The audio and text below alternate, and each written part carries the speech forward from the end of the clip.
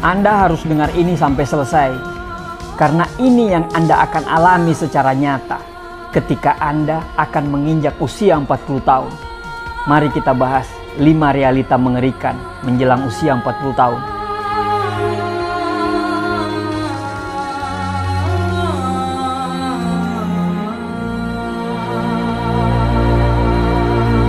Pada akhirnya, kita akan menua ketika kita dikasih umur oleh Allah Subhanahu wa Ta'ala. Pada akhirnya, kita harus makin dewasa dan bijaksana karena zaman itu terus berubah.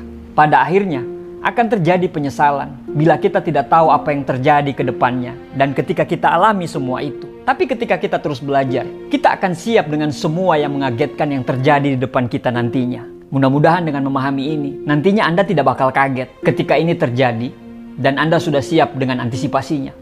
Yang pertama, tidak semua orang yang ada di dekatmu selalu berpihak kepadamu. Jangan kira ya, semua orang yang ada di dekatmu sekarang itu semuanya peduli dengan kamu. Bisa jadi mungkin dia dekat dengan Anda, itu mungkin karena dia ada kepentingan. Mereka mungkin menganggap Anda itu bermanfaat untuk mereka. Tapi tidak semua orang yang ada di dekatmu itu berpihak dan mendukungmu. Terkadang orang-orang yang kita anggap teman, orang-orang yang kita anggap keluarga, itu bisa saja memiliki pandangan yang berbeda dan kepentingan yang berbeda-beda.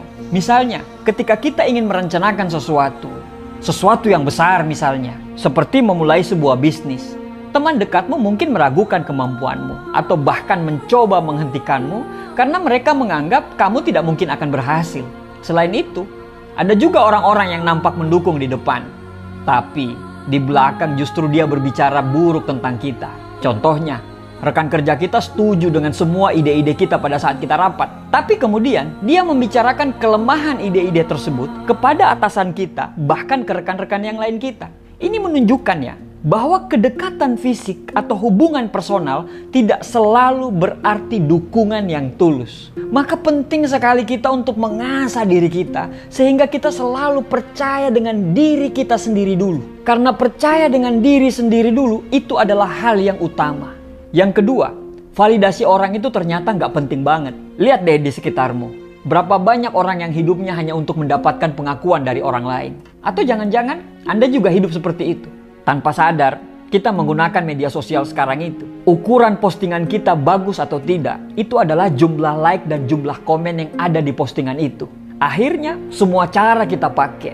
Bahkan sampai menjatuhkan harga diri kita. Bahkan harga diri keluarga kita pun kita rela menjatuhkan itu untuk melakukan apa yang orang sukai.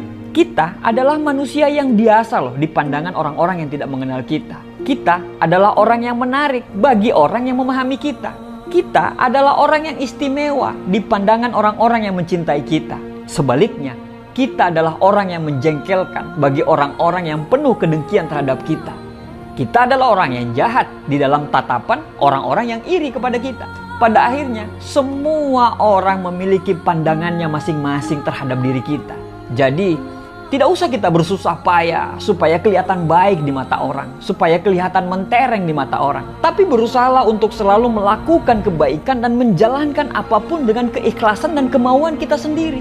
Lebih baik dibenci karena kita menjadi original kita daripada kita harus disukai, tapi kita menjadi copy paste-nya orang lain. Hidup itu terlalu singkat hanya untuk menuruti kemauan orang lain. Hidup harus hidup dengan kemauan kita sendiri. Ketika kita bahagia, dan kebahagiaan itu datang dari pengakuan orang, maka percaya saya, bahagia yang kita dapatkan itu adalah kebahagiaan yang semu. Tapi ketika kebahagiaan itu kita dapat dengan original kita, maka percaya aja bahwa itulah kebahagiaan yang sesungguhnya. Yang ketiga, uang bisa membeli kesejahteraan fisik, tapi tidak dengan kesejahteraan emosional. Uang dapat membeli buku, tapi bukan ilmu. Uang dapat membeli makanan, tapi bukan selera. Uang dapat membeli darah, tapi bukan nyawa. Uang dapat membeli yang terbaik, tapi bukan keindahan. Uang dapat membeli kosmetik, tapi bukan kecantikan. Uang dapat membeli rumah yang megah, tapi bukan tempat tinggal. Uang dapat membeli obat, tapi bukan kesehatan. Uang dapat membeli kemewahan, tapi bukan kebiasaan. Uang dapat membeli hiburan, tapi bukan kebahagiaan. Uang dapat membeli jabatan, tapi tidak dengan kehormatan. Ya, memang susah dimengerti dan susah diucapkan oleh orang yang masih dalam kondisi keuangannya yang carut marut. Tapi intinya adalah, suatu saat nanti ketika Anda sudah punya banyak uang, Anda akan paham bahwa uang itu bukan segalanya. Yang keempat, banyak hal yang kamu lakukan sekarang bukan karena kamu suka, tapi karena tuntutan hidup dan tanggung jawab. Mengerjakan sesuatu yang kita sukai adalah impian semua orang. Tapi apakah masih mau kita bicara masalah passion? Ketika kita mengejar apa yang kita sukai tersebut, tapi keran penghasilan dari sesuatu yang kita sukai tersebut tidak bisa memenuhi kebutuhan hari-hari kita. Masih maukah kita bicara dan bertahan mengenai passion, sedangkan di satu sisi kita juga dapat tawaran yang bagus dan penghasilan yang menarik, dan tawaran tersebut tidak sesuai dengan passion kita? Gini deh contohnya, ketika kita mengerjakan sesuatu yang kita sukai, kita di situ dibayar 2 juta. Sedangkan ada sebuah tawaran pekerjaan yang kita tidak sukai, tapi tawaran di situ kita dikasih gaji 20 juta per bulan. Kira-kira mana yang Anda pilih? Ya Anda yang bisa jawab dengan hati Anda. Tapi tahu nggak? Banyak sekali orang-orang sukses pada bidangnya sekarang ini, itu di awal bukan karena mereka menyukai pekerjaan tersebut, tapi mereka mengerjakan pekerjaan tersebut semata-mata karena kepepet. Di satu sisi mereka kepala rumah tangga, ada istri, ada anak yang harus dinafkahi.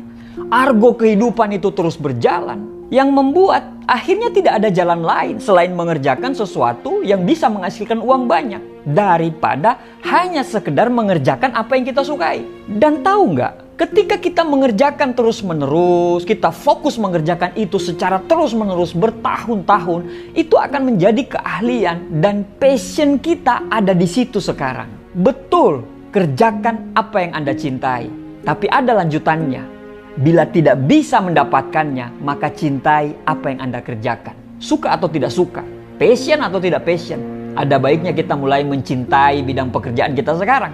Dan letakkanlah passion kita di sana. Yang kelima, seringnya waktu tidak bisa menyembuhkan luka, tapi cuma bisa membuat kita mati rasa. Banyak orang percaya bahwa waktu itu bisa menyembuhkan luka. Tapi kenyataannya, waktu seringkali hanya bisa membuat kita mati rasa. Ketika seseorang mengalami peristiwa yang menyakitkan, kehilangan orang yang dicintai, dikhianati teman, dan rasa-rasa sakit yang lainnya, pasti tidak benar-benar hilang dalam hatinya, seiring dengan berjalannya waktu tentunya. Sebaliknya, kita hanya terbiasa dengan rasa sakit itu dan belajar untuk menekannya dalam hati. Misalnya, seseorang yang patah hati karena putus cinta, mungkin merasa hatinya hancur di awal. Tapi seiring dengan perjalannya waktu, mereka mungkin akan tampak lebih baik dan bisa menjalankan kehidupannya sehari-hari seperti biasa. Namun, di dalam hati, luka itu mungkin masih ada. Dan mereka hanya tidak merasakan sakitnya seperti dulu. Ini bukan karena lukanya itu sembuh, tapi mereka belajar untuk mengabaikan. Life begin at 40. Selamat datang di usia 40 tahun. Dan bersiaplah dengan fase kehidupan yang baru. Terima kasih, semoga bermanfaat.